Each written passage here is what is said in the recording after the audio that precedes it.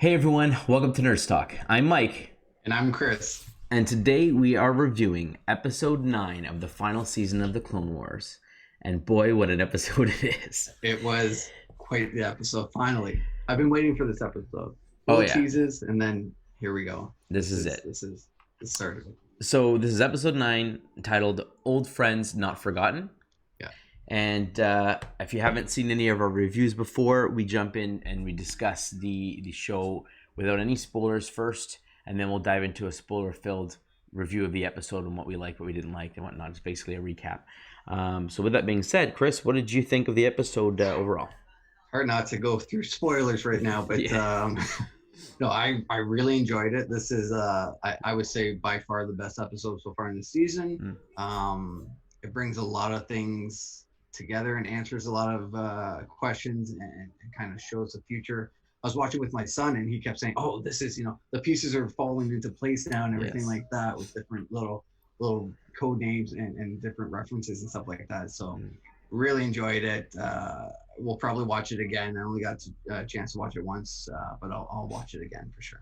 Yeah. So I agree with your sentiment. I've only watched it the one time, and both my kids wanted to watch it with me, and really enjoyed it. I actually had to pause it a couple of times because they got really excited and started asking a lot of questions. And I'm like, okay, stop the video. Let me answer your questions and let me get back to it. So, great episode. Definitely going to end the show with a bang is what we expected. This is the last 4 episodes. And very, very interesting that the intro of this show is completely different than all the other Clone Wars episodes. It definitely gave it more of a, like, this is special, a movie vibe. So I'm going to cut you. Sorry. Yeah. So I asked my son to set it up because I was getting a tea and stuff ready to go. And he started, I'm like, no, you're starting the Clone Wars movie. Like, you clicked on the wrong thing. He's like, no, this is, so he backed out. He showed me, I'm like, oh, you're right. This is, but I thought exactly, I was like, oh, it's a movie. So he put the wrong thing on, but it's totally, and it's part 1, I guess. So I think they could have made this second part, maybe if they weren't going to make a season, maybe they're thinking in the back of their head, we'll make a movie just to close up what we wanted for, season 7 in Clone Wars and then get it out that way at least. But then I guess they got approval for the season and are kind of fitting everything in. But sorry to cut you off. No, absolutely. So yeah, definitely interesting opening. It definitely sets the tone that this is going to be something special. I in my notes I wrote it down as episode 2.5. So if you're watching Star Wars episode 1, Phantom Menace, Attack of the Clones episode 2, and this is like 2.5, and it's like a special. And again, like we have arcs. We do have arcs that are 3-4 episodes long throughout the seasons. This one is actually called Part 1. Like it's designed like this is you're meant to watch them all back to back. It's meant to be a big, essentially movie experience. So yeah, I agree. Yeah. So for those kind of explains the other episodes where it's kind of filler for that beginning of Ahsoka arc. It's like, well, let's just give her a little bit more backstory as to how she met up with them afterwards, kind of thing. Yep, and then some of her lines, which we'll get to in a little bit, you can kind of get some background as to why she is the way she is, why she says the things she says. Again, just they developed that in the last arc, the last 4 episodes, so I thought that was pretty cool. So before we dive in spoiler filled, just a quick bit of housekeeping.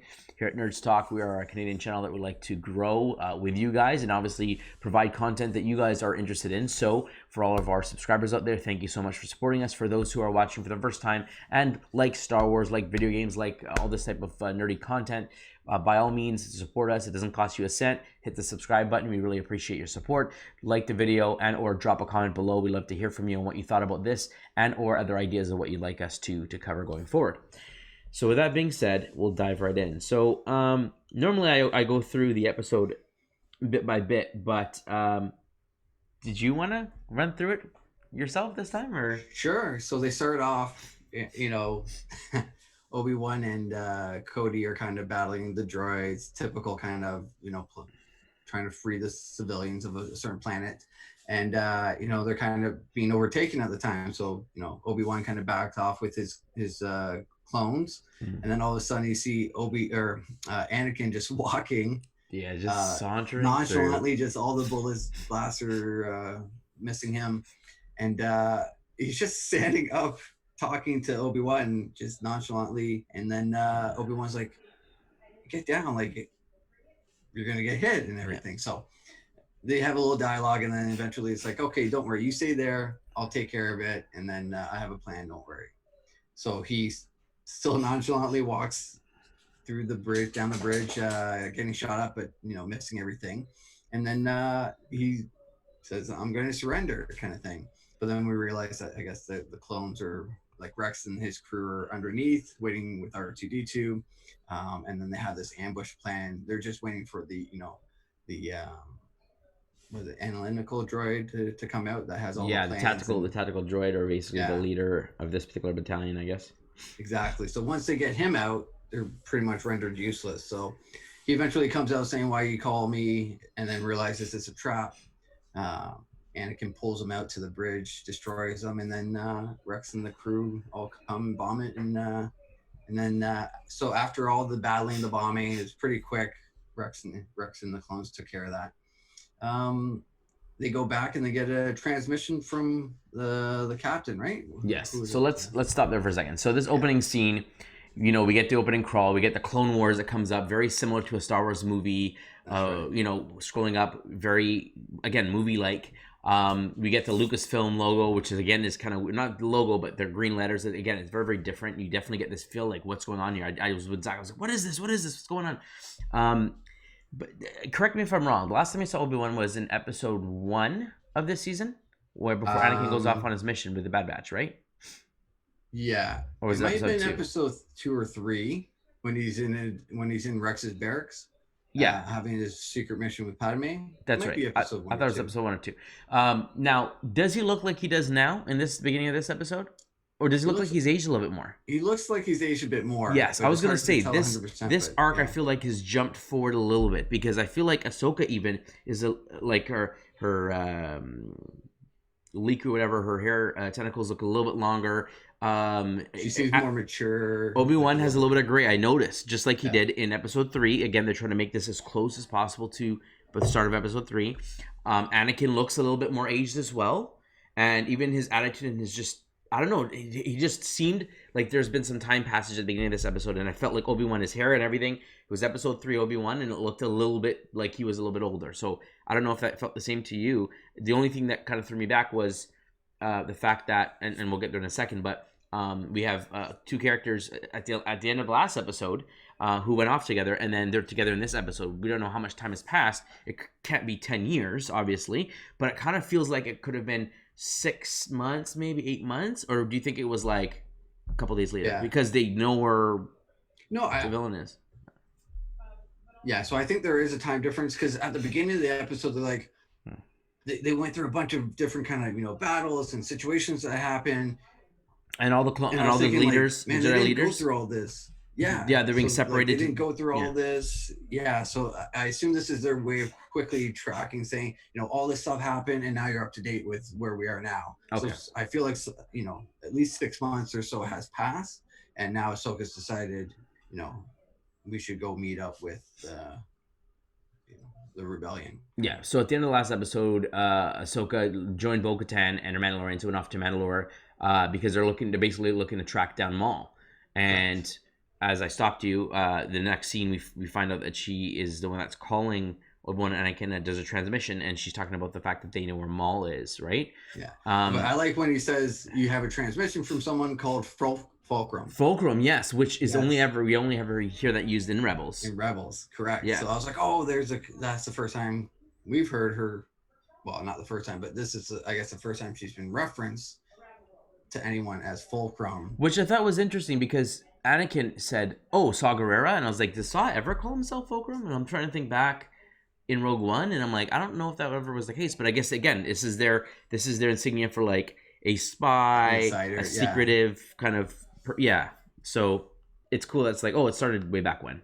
Exactly. Yeah. So it's a nice little throwback to throw that in there, and then Dave Filoni being Dave Filoni, kind of piecing Clone Wars with his baby Rebels, so keeping them together as well that way. So absolutely, I thought that was very nice.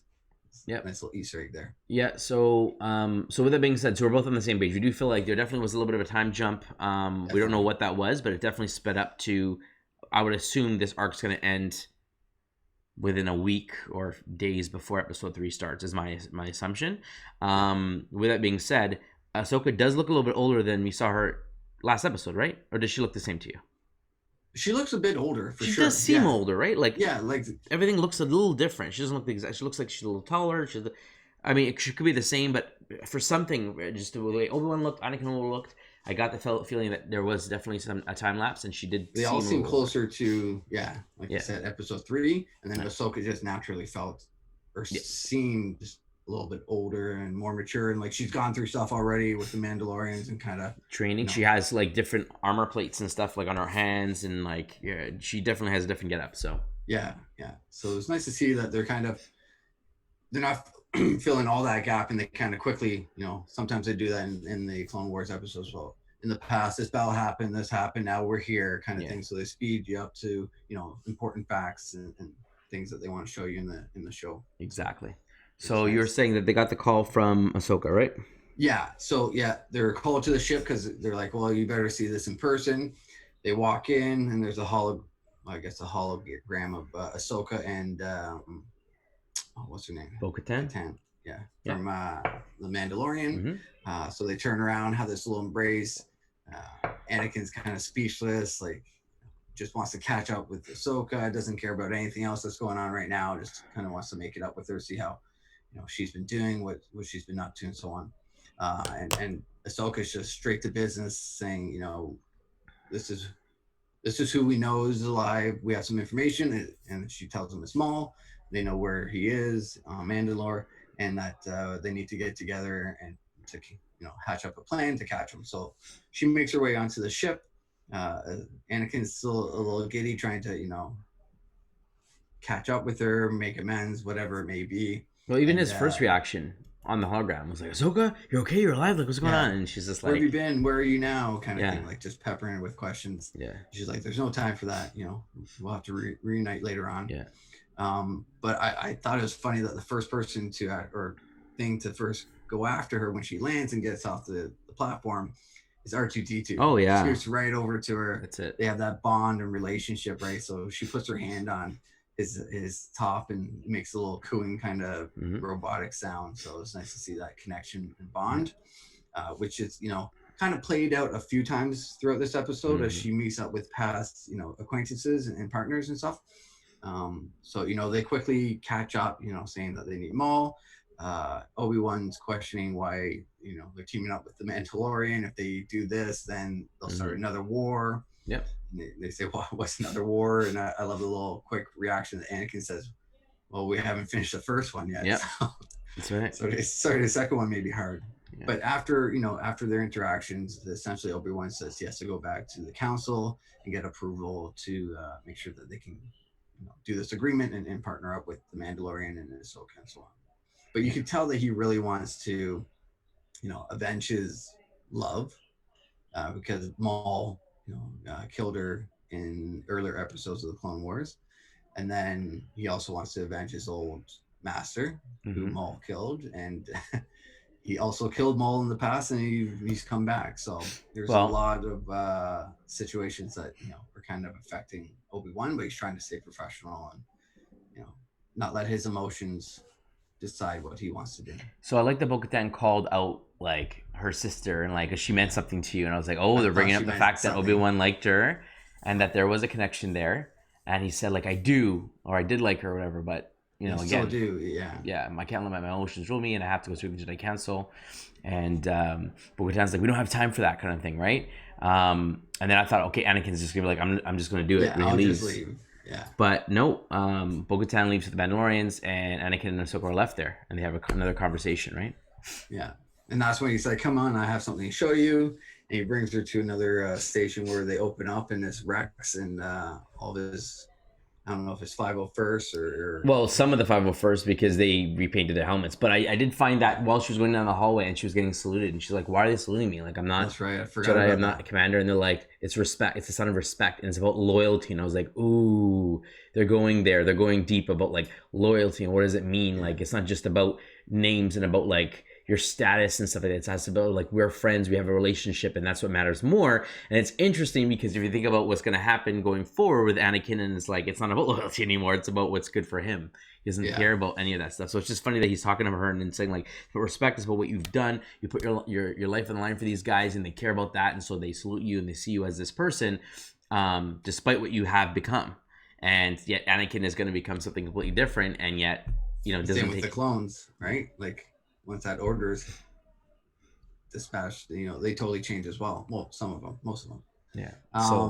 So it's cool to see that paint job. Oh man, of all the helmets and with her face pattern on there. So I thought that was really cool. Yeah, and a nice show of respect by Rex and his crew. It was a teary-eyed moment. I felt like they're just doing Ahsoka right. Like we know that this is like the end of her chapter, the end of the Clone Wars chapter, and we kind of know what happens in Rebels and kind of where she falls right now. And so doing this is like Dave Filoni is like, I'm gonna finally finish the project that I started out with, right, with George Lucas, and being able to send off his main character that has blown up, that everyone loves, that he's bringing out to every project at this point. Nobody wants to see her go. And at this point, I think that the way that they're doing it justice, like how she is seen by other people. Where does she fit? Again, her feeling of purpose and stuff. And then I like the fact that, well, if you continue, we know that Obi-Wan and Anakin can come back. So why don't we discuss that part next? So Obi-Wan, Anakin's about to give her a gift. So I'm like, this explains how she gets whatever, right? So I'm like, okay, open it. And then the alarms go off, and Obi-Wan says, we're taking off. Everyone gets their stations. We gotta go. I think it's Coruscant, right? That they're going to. That's right, of course. And they said the Emperor or the Chancellor Palpatine is going to be attacked. That's right. So Shaak Ti's with them right now, but they've lost communications. So they'll be there within the hour, and that's when Ahsoka is kind of like, oh, so now now it's all about, pretty much calling them out, saying it's all political, and you're pretty much the call dogs for the Palpatine. Whenever he needs you, you're just it's not about the people, it's about the Chancellor. And she made some interesting points. I felt the way that she was directing it to Obi-Wan, like the master there, and being like, this is what I thought the Jedi was and what they should be, and like this is why people have lost their faith in them. And I'm like, wow, like, and again, it's this whole like dialogue. We got to understand that through the last arc. We understand what she's talking about now instead of just saying it, and her feelings on the matter, and the fact that she's opened her eyes and said, like, it's not just about like you're supposed to be keepers of peace, supposed to be doing what's serving a higher power as a person, but serving a higher power in the Force, right? And letting that lead you. And it's true. Like they've come to the point where it's like, oh, we are like the Royal Guards essentially, right? And she's like, that's not the way it's supposed to be. That's right. There's other people that actually need you, not just politicians and stuff like that. So I thought that was awesome, and it kind of opened our eyes in the arc before that on what actually people actually think. And they crash land a ship away from this place, but what happens on the other places that they crash into and stuff like that, right? So, and how other people think of them and feel about the Jedi. So for her to just say whatever she wanted, because she is, she's no part of the Jedi or anything, so she can pretty much say what she wants and be truly honest without having to hold back, because she'll get punished or whatever and be in the order. So I thought that was great that she didn't hold back. And then Anakin kind of pipes up saying, why don't we send the 501st there with Ahsoka, she can lead them. Half of them. That's right. And then she could lead them, and then Obi-Wan's very quick to say, well, she's not part of the Republic anymore. She's not a commander. She's not. Yeah. So then he promotes Rex to commander, and then Ahsoka's there. The advisor. Yeah, exactly. Everyone needs an advisor. So she says yes, but only if Obi-Wan agrees, which I thought was kind of interesting. That she wanted his seal of approval, kind of thing. Yeah, I'm not here to just like do what I want and be like, listen, like I believe in this cause, but at the same time, like I don't want to burn bridges. So it's like, are you cool with this? Like this is what I feel is right. Are you on the same page with me? Kind of like I want hear that you're good. I want your blessing as much as like I don't need it, but I want you to be on this. Like, do you understand what's kind of going on here? No one's kind of like exactly. Yeah. So I thought that was really cool. Yep. And then he takes off, and then finally he's like, well, if you're gonna Face Maul, you need these, and boom, out come the lightsabers. He said he's fixed them. They're just as good as before, and then she flicks them on, and they're white. Well, they're blue. Blaze. They're blue. Are they blue, or I thought they were like a light white? Well, they're more white than there definitely is a blue hue around them, and you even see it later on when they're in the caves that it's glowing blue. But because he's like, well, I might have modified them a little whatever, and I was like, oh, so he kind of, and I felt I took that as like, oh, he put a little bit of himself in there, like because he always has the blue lightsaber, right? Whereas Obi-Wan has blue. Obi-Wan was given a green one in episode 2 Attack of the Clones when they were chained up, and then Anakin grabbed Obi-Wan's and used 2, right? But his was always blue. Obi-Wan's was generally always blue, and so him like giving her these sabers to have been modified to be, different color, I thought was pretty cool. But it'll explain, I guess. I guess we'll see going forward, like how does it change? Because we know that things change going forward, but we'll see. Yeah. So I thought I was like, okay, they're her lightsabers back. That explains how she got those, and maybe she'll like customize them down the road or modify or whatever it may be. So then they kind of split off, and he's like, well, good luck. And she's like, I thought Jedi didn't believe in luck, like Obi-Wan doesn't believe in luck. He makes a little comment like, well, good thing I taught you otherwise, kind of thing. And then she wishes him luck as he leaves to go off and do the battle against Grievous. Well, she goes off to Maul with the Mandalorians. So I think the next part is the ships taking off with the Mandalorian ships and the clone ships taking off towards Mandalorian with Ahsoka and the crew on there. And then they eventually make it onto Mandalorian, and then they're attacked. I guess before they're attacked, we see... So we see the discussion... Gaston, right? Yeah, so we see the discussion between Bo-Katan and Ahsoka, and talking about like when you get down there, talks about Gar Saxon, which we don't actually see him until Rebels, right? That's where he was introduced and whatnot, right. And he's kind of leading an uprising, and so he's, I guess, Maul's right hand man at this point potentially. And then we have they had the who's the current lead of the Mandalorian? The older guy. Maul. I don't know his name. They mentioned it, but they showed a clip of him speaking with Saxon, and Saxon had his mask on, right? Because I don't remember seeing his face. So he had it without his mask on. Okay. There's a girl beside as well with a cut that looked like Sabine's. Yes, I was going to mention that. So she was very young. Purple hair. Yeah, and purple hair. But then it was just a quick turn, and then she left. So I was like, oh, it's hard to tell. Is that her or just some other random person? Yeah, no, I think it's a definite callback, because that shot when they're talking and you see the back and she's in the center of the shot and it's purple hair short. I was like, is that Sabine? I'm like, no, she's too young. And then it showed from the front, and then we saw like the armor is like Maul, right? We see the red and black. And I'm like, oh, this is like Maul's Death Watcher or whatever they call him now. He's the Crimson Dawn Syndicate, but also I guess technically Death Watcher is still there. This is his group of Mandalorians that he's running. And so I'm like, okay, so this person who potentially could be Sabine's mom had decided to join Maul's cause for whatever reason, and maybe we'll see going forward if that changes. Maybe she realizes what they're doing is wrong and then changes. Well, I guess we're going to see as it progresses, which would be really cool to show their roots, because we know Sabine and Ahsoka have some nice relationships going forward. So, I thought that was really, really, like, there's no reason to just put it in there unless it was like, there's a reason you're seeing this person. It's a reason it's purple hair. It's a reason, like, it just was too neat. And then like the girl was there and then the guy was talking. I was like, okay, I think this is, this potentially could be Sabine's mom, but we're going to have to find that out. And maybe we will get hints of that later on. Definitely. There's some talk about the Mandalorian, saying they're coming, they're ready to come. And then we get the shots of the ships coming in and they're being attacked. Yes. So there's rockets shooting at them. A couple of ships are being taken down. And then a bunch of Mandalorian are coming up, shooting from the sides, throwing bombs.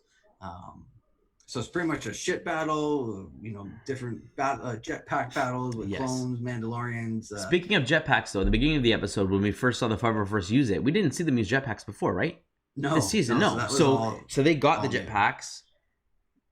From whatever technology, whatever they got it, and they're using it. And I'm like, ooh, because we saw jet troopers in the Rise of Skywalker, right? That's right? And so we're like, oh, okay, like we know this technology's around. We've only ever seen like bounty hunters, Mandalorians, and mostly bounty hunters and stuff use this kind of technology. But now we're seeing like, oh no, like yeah, the Mandalorians have it, but the clones had it, which explains how the Empire eventually gets it, and then for whatever reason doesn't employ it until like the First Order.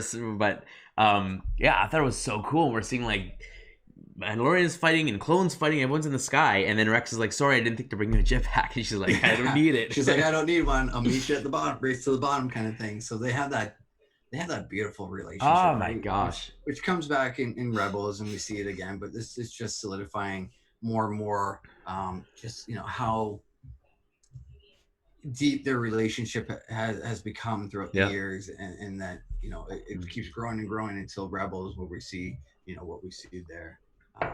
So it's nice to see that they're building that, showing how close they are. So I thought that was pretty cool. Oh man, phenomenal. Yeah. The fights that she's going from ship to ship, getting in, kicking, like using a lightsaber, just like, oh yeah, like the moves. Like she has like new tech. Yeah, like we saw a bit of it in the last arc, but now she's just so fine and finesse and just clean and just, you know. She doesn't have to hide the fact she's a Jedi anymore, right? She's just going all out using the Force. Letting loose. So cool. Has her two weapons back and just kind of back at home kind of feeling. Yeah. So eventually she, you know, crash lands one of the ships and just lands, and then an explosion in the back, and she just looks so badass with her. Oh, the way she lands and stabs the sabers in to keep her from sliding off, and then they start attacking her, and she kills 2 or 3 guys before the rest of the crew comes in, and I'm like, this is so awesome. Like, these are Mandalorians. These aren't just regular soldiers. These guys are bred to kill. They're really good at their craft. They're good at using all different types of weapons and stuff, and she's taking them on, man. Yeah. So it was very cool to see that. You could tell that she's matured and like really, I don't know, she's just like badass. She knows that she's badass. She knows she has the skills that she can use to defeat anyone if she puts her mind to it, kind of thing. So she really shows that, you know, confidence, I guess, in her skills. So I feel like if she didn't leave the Jedi Order, she would have already been a Jedi Knight at this point. Like, she would have earned it. Powerful and smart and skillful. So I agree. It would have been interesting to see that path as well, but I like the way that they went with Ahsoka, and I think that's why she's so liked by so many people, and that she'll be, you know, joining, you know, the Mandalorian show and was in Rebels and all these things. So so it was great to see her back again. So I guess eventually they kind of split off. They're looking for Maul. The Maul's Mandalorians kind of go underground, because we find out later that's kind of a setup and plan. So they have this ambush set up down underground. They lure some clones and Ahsoka underneath. But what about like Bo-Katan and them like facing off against the main guy? Yeah, so they break in, split Rex off, break in. So cool, man! Sliding under, shooting people, just the whole fight. Like, it just was so well done. And then grappling hook, and like, oh, you're seeing like all the other gadgets and stuff come out, and just phenomenal scene, man. Just I love it, because you get to see more about the Mandalorians, all their technology, all their tools, all their fighting styles, and then different helmets as well. I love Saxon's helmet. I was going to ask you, was that Saxon with the horn helmet? Saxon with the horn helmet. Okay, because the only image that I have him with his full suit is from Rebels, and in Rebels he didn't have horns on his helmet, and that's why I was like, is that him?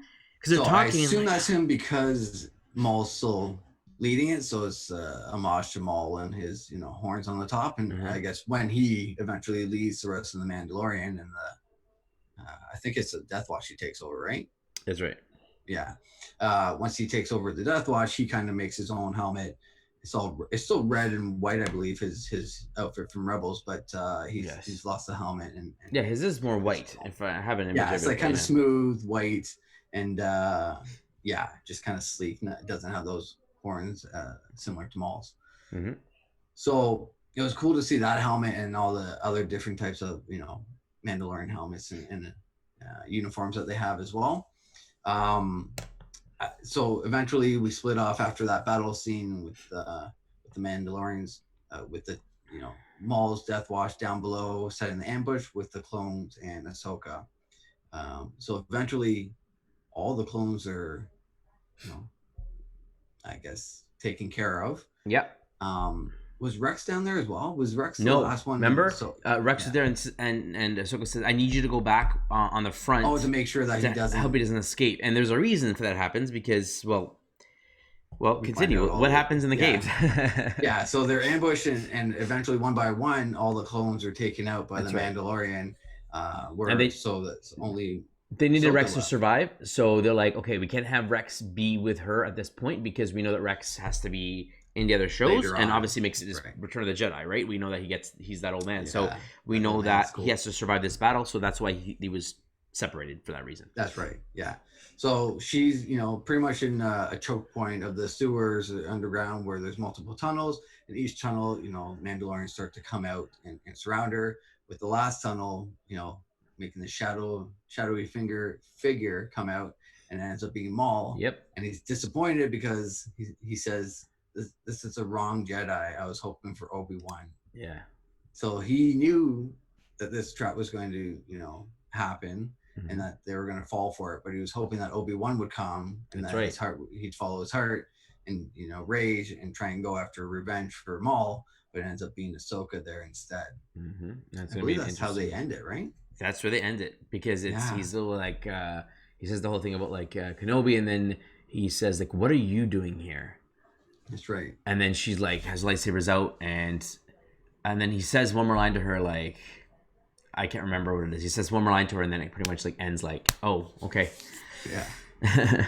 But it's so action packed. Like, oh man, the fight sequences, the explosions, the movements, it was nonstop. Again, the emotional, reuniting of the clones with Ahsoka and Anakin and Yep. the Jedi. It's just every bit of it I loved, and I can't wait for the next 3 episodes. Yes. 3 left, man. Like if they're tying up ends already, like you hope that the next 3 episodes is going to tie everything off neatly and really well done. And like I said, it just feels like this epic movie. You're supposed to watch everything together as a cap off to the Yes. Clone Wars, and a preemptive, like watch this before you watch episode 3. And it's really cool because you can see, like, again, in the opening scene with Anakin, he is different. He is confident, overconfident. He has his own way of doing things, and Obi-Wan knows that. And he's like, you know what? I'm not gonna be able to talk you down anymore. Do whatever Exactly. you're gonna do. Just Like do your you're, thing, and yeah. it works And out. he's like and he's all confident. My way is gonna work, and this is the quicker way of doing it. And then you just see him when he grabs the guy. He's just like angry and just like destroys the droid. And he's just, you can just see like he's already like he's taken a couple steps already with the loss of his Padawan in the Clone Wars and just other things. We know like slowly inches his way. And it's great to know that like Ahsoka was part of that descent, and it wasn't just Padme dying in episode 3. It was not Padme. Ahsoka had a huge part in his relationship and who he became to be, right? Because if you look at the first episode and Ahsoka came, he's like, I don't want this, snips and and whatever. Yeah. It's supposed to be Obi-Wan's Padawan, and then after they slowly start, they butt heads, and he's like, just keep up and listen to me, and putting her in her place, and then eventually, she shows him up a couple times, and he likes it because that's kind of like who he is, and His style, yeah. and then when it culminates in her leaving the Jedi Order, and like He's heartbroken. he's heartbroken about it, Yeah. and then you can see that here when it's like, Ahsoka, you're alive, oh my gosh, and she's just like, I don't have time to talk right now. This is like, I don't care about you anymore in that way. Like, let's move on. Yeah. He's like, whoa, like you just got snapped down, Yeah, definitely emotional in points. I love how they draw upon that. Again, references all throughout. We have the the Saw Gerrera thrown out there. Just a bunch of stuff just feeding into like everything. This is all connecting in different ways. And yeah, man, I couldn't see anything about this episode that I didn't like. I liked like the Mandalorians and like Ahsoka's like relationship with them and kind of maybe how that's going to get explained in Mandalorian. I feel like the Darksaber is definitely going to come up in this arc. Yes, So we kind of it find has out what to. happens. Now this is Because what it's my got to change hands, because right now technically Maul still has it, Mhm. and then how does it get to where it gets to So- later on down the road? So you remember they talked about the Great Purge, right? And that was Yes. obviously when the Empire rose and stuff. And we know that this Clone Wars season is going to end into episode 3, which the Empire takes over. So Correct.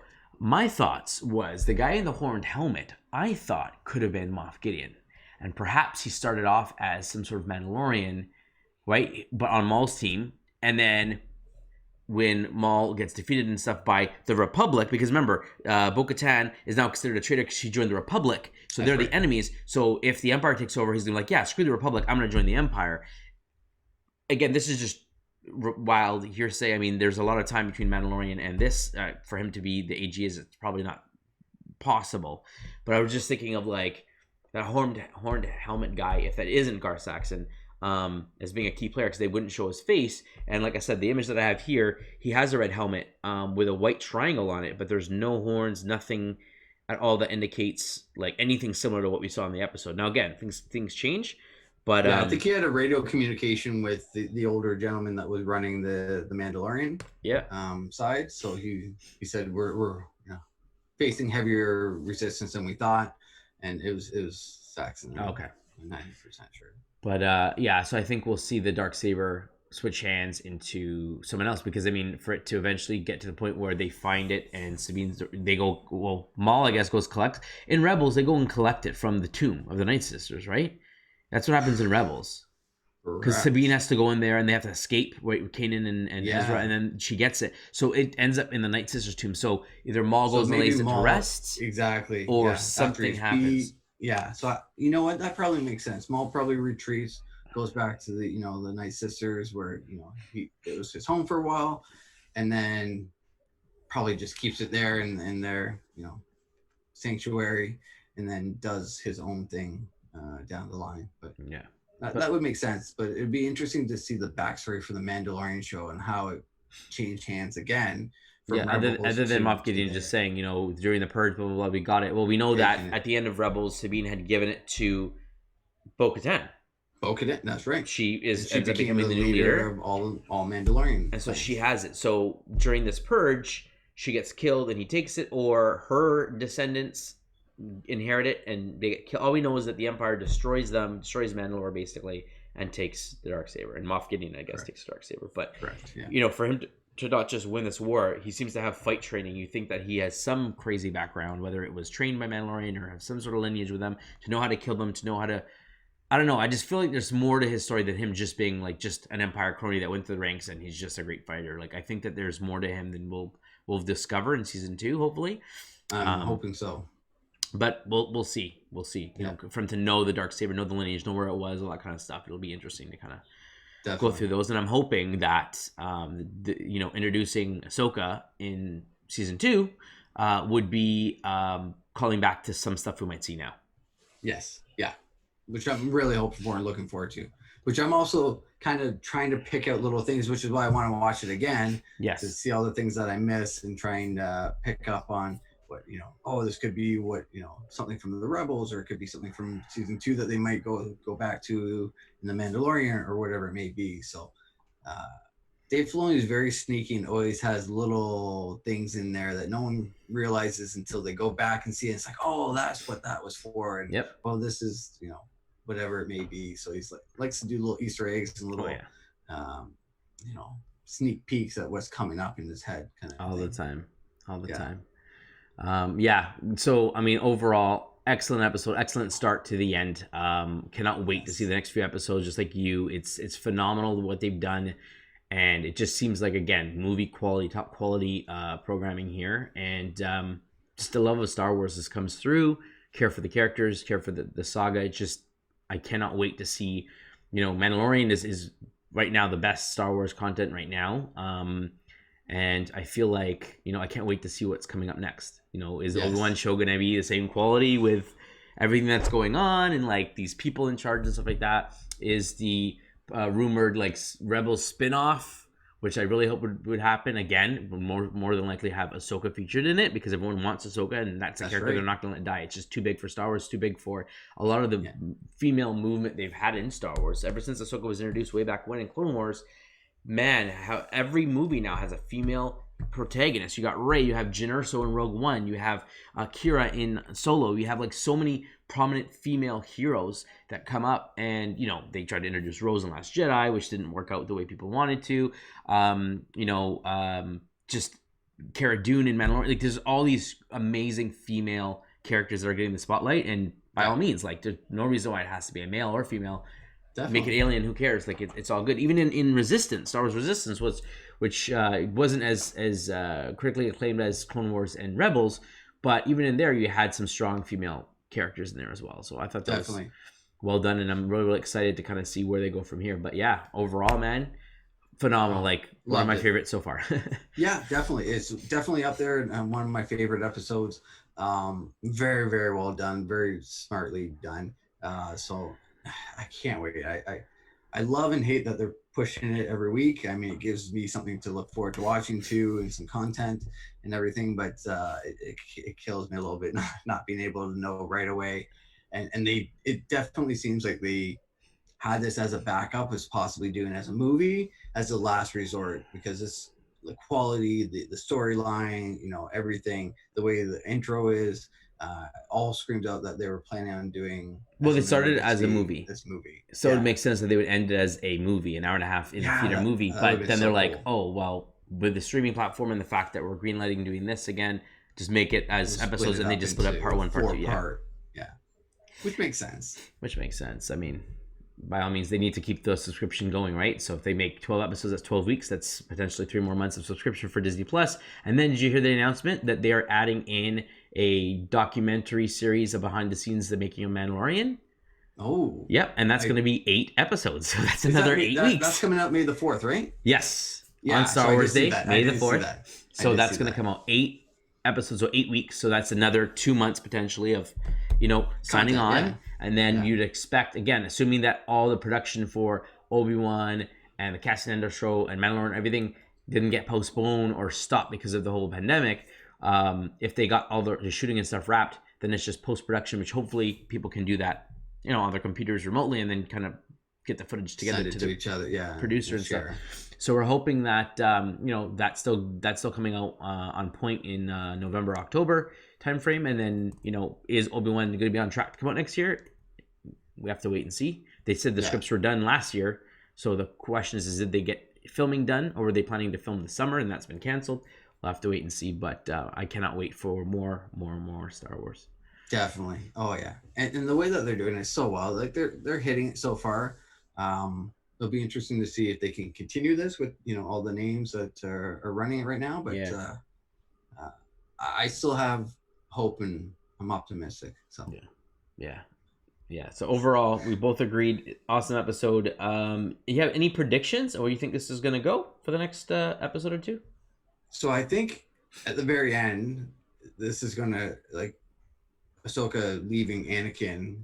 I think he kind of may be thinking, she may join back up again. We may be able. That's his hope for sure. Again, I think in the end, this might push him closer to the edge, where we see him in episode 3 going closer and closer and closer to the dark side, and letting it all in. Do you think something might happen where he presumes her dead?